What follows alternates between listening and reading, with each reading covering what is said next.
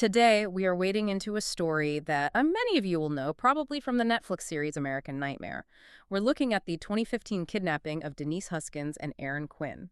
But our mission here is to go past the crime itself and really look at the institutional catastrophe that followed. This is when law enforcement just dismissed their story and coined that awful phrase, the real gone girl. Exactly. And this isn't just another true crime story. You have to see it as this terrifying case study in tunnel vision. It's a perfect storm of confirmation bias and, frankly, these antiquated police interrogation techniques that can actively re-victimize innocent people. That's really the heart of it, isn't it? It's not about if the crime happened, but about how these deeply ingrained assumptions and, flawed police tactics can just manufacture a villain out of a victim. Okay, so let's unpack the initial crime, because the details themselves should have immediately told investigators this was not some simple hoax. On March 23rd, 2015, Matthew Mueller breaks into their home, and the whole thing it's incredibly theatrical, which, ironically, is what made it sound so unbelievable to police later. Right. It was so elaborate. He ties them up with zip ties, forces them to drink a sedative. I think it was some kind of mix of diazepam and NyQuil. And he puts blacked-out swimming goggles and headphones on Quinn, playing a pre-recorded message. The message claims there's some professional group collecting debts. It's all about disorientation and fear. And the ransom demand. It was so specific. They asked for $17,000, but in 2 payments of $8,500. Which is key. Yes, because our sources highlight that $8,500 is just under the $10,000 bank reporting threshold. That kind of tactical thinking should have been a massive red flag, that this wasn't just some boyfriend trying to cover something up. But it worked against them. The police saw it as too clever, too neat. So Huskins is taken, put in the trunk of Quinn's car, and driven to a cabin in South Lake Tahoe. She's held there for 2 days and repeatedly raped. For Aaron Quinn, the nightmare just continues right there in the house. Right, because Mueller tells him he's being monitored by a camera. He even tapes a fake one to the ceiling, and if he calls the police, they'll kill Denise. So he waits. For 9 agonizing hours he waits, purely out of fear for her life.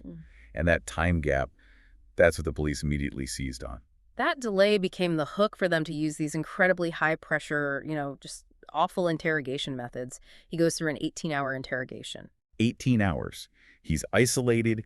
He's treated as the suspect from minute one. The lead detective, Matt Mustard, basically just keeps insisting Quinn killed Huskins and made this whole thing up. And the psychological tactics they're just brutal. He was lied to over and over. He asks for his family, and they tell him they don't know where they are, but his family is literally right there in the station. And then an FBI agent, a special agent, Peter French, he comes in and tells him he failed a lie detector test, which was a complete lie.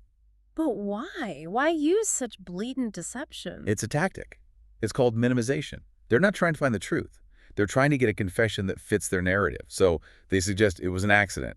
Maybe you two fought and things went too far. They're trying to make a confession seem like the best way out for him. Exactly. They warn him, if you stick to this crazy story, you'll be painted as a cold, ruthless killer. They're making confession seem like the path to leniency. It's astonishing he didn't break. An 18-hour interrogation like that, it's designed to produce a confession, true or not. What kept him going? It was one thing, a really unique psychological factor. Quinn said later he just kept thinking, I believe she's alive. If I piss them off, if I make them angry at me, are they going to stop looking for her? His entire focus was on saving her. And that belief that she was alive and needed him to get the police to help, that was the anchor that kept him from just giving in and telling them a false story. It literally saved him from a false confession. So his determination saves him from confessing, which is just incredible. But then Denise is released, and you'd think, okay, now they'll get to the truth. But that's not what happens at all. No, the situation just devolves instantly. She's released 2 days later, just dropped off in Huntington Beach, 400 miles away. Here's the part that is just, it's unbelievable. Press conference? The press conference. The Vallejo PD holds a press conference before they even interview Denise. Before speaking to the victim who was just held captive for 2 days. Wait, just to be clear, Lieutenant Kenny Park gets on national television before his department has even spoken to the person who was just found. What possible justification could there be for that? There is none. And that's the core of the institutional failure. He goes out there and publicly accuses them of faking the whole thing, calling it an orchestrated event. And he said they plundered valuable resources and needed to apologize. He did. He said they owed the community an apology. And that press conference, that's what cemented the whole Gone Girl narrative in the media. Overnight, these two victims became national villains. The impact on them must have been, I can't even imagine. Catastrophic. Huskins said that the public shaming was, in her words, even more traumatizing and devastating than the kidnapping itself. They were getting death threats, all while the man who actually attacked them was still out there. And while all this is happening, the real kidnapper is actually trying to tell everyone the truth. It's just, Right. It's bizarre. It's cinematic. It's so absurd. Matthew Mueller starts sending anonymous emails to the San Francisco Chronicle.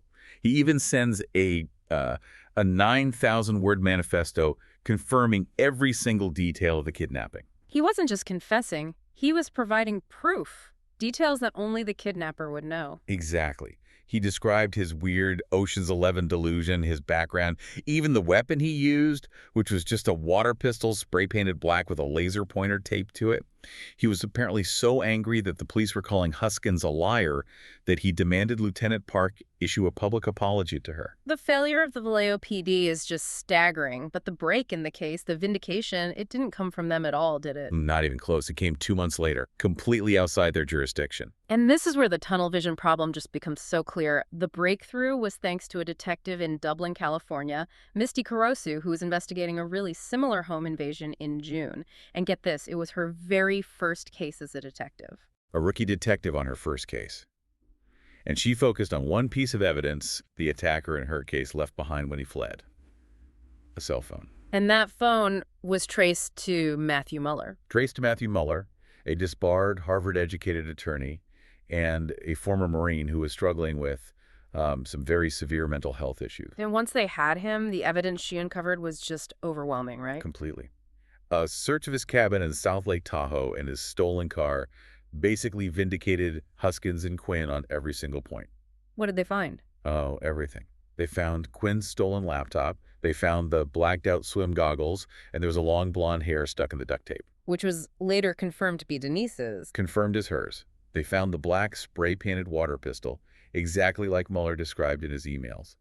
And, I mean, the final nail in the coffin was the car's GPS history. It showed the entire route from Vallejo to the cabin and then to the exact drop-off spot in Huntington Beach. It's just unbelievable that all this physical evidence, or the means to find it, was there the whole time. But veteran investigators and FBI agents were so focused on the hoax theory, they just missed it. They didn't just miss it, they ignored it. And that tunnel vision didn't just hurt the victims, it left a violent predator on the streets for another 2 months. So let's talk about the aftermath, the consequences. Mueller was eventually convicted, right? He was. He got 40 years for the federal kidnapping charge, and then another 31 years to be served concurrently on state charges that included 2 counts of forcible rape. So for the crime itself, justice was served. And there was another interesting outcome from his arrest, wasn't there, involving cold cases? Yeah, this is a really fascinating part of the story. Once Mueller was in custody, investigators used modern ethical interviewing techniques on him, and he ended up confessing to a bunch of other home invasions and sexual assaults. Some of them went all the way back to 1993. So the investigation into the American Nightmare case actually ended up solving crimes that had been cold for decades. It did. But that brings us back to the lack of accountability within the Vallejo PD and the FBI, which is still just staggering. Quinn himself pointed out that the very same officers who treated them like criminals were later promoted. No reprimands, no consequences. It points to a really deep systemic failure, doesn't it? It suggests that this kind of failure to investigate ethically isn't a barrier to your career, it's just ignored. The couple did get a $2.5 million settlement from the city of Vallejo, but money doesn't fix a broken system. So how do you fix it? Because that's what Huskins and Quinn are trying to do now, right? They're working to drive real change. They are. They're working with people like the El Dorado County DA, Vern Pearson, to train officers in something called science-based interviewing. And what is that exactly? It's essentially the antidote to what they went through. It's an ethical method that focuses on communication, on objective fact-finding. It's about getting information, not forcing a confession. Yeah. And it's designed to avoid that guilt-presumptive behavior that was so damaging in their case. Apparently, it's now the standard training for new detectives in California. And as Huskins said herself, when law enforcement starts relying on fiction, like a movie plot from Gone Girl, to judge real people, that's terrifying. It just underscores how vital this kind of training really is. You have to move away from assumptions and get back to objective facts. Hmm. So this deep dive really took us through a bizarre, terrifying crime that became this media spectacle and a massive institutional failure, but ultimately it also became a catalyst for really necessary reform. It did. And the ultimate irony here is just undeniable. The confessions that Mueller later gave, the ones that solved all those cold cases, they were obtained using the exact same science-based interviewing methods that Huskins and Quinn are now fighting for. Which just raises the question, right? How many other wrongful accusations or even unsolved crimes could have been prevented if police had just used these methods from the start? It's impossible to know, but it forces you to think about how many other cases might have gone differently. And for you, the listener, I want to leave you with this final thought, and it comes from the kidnapper's own manifesto. Mueller wrote that the horrifying reality of what he'd done didn't really set in until he was, and this is a quote, confronted directly with victim F's suffering and humanity. So if the actual perpetrator could eventually recognize his victim's humanity, why was it so incredibly difficult for the trained law enforcement officers, the people who were supposed to be the objective seekers of truth, to do the exact same thing? Something to think about.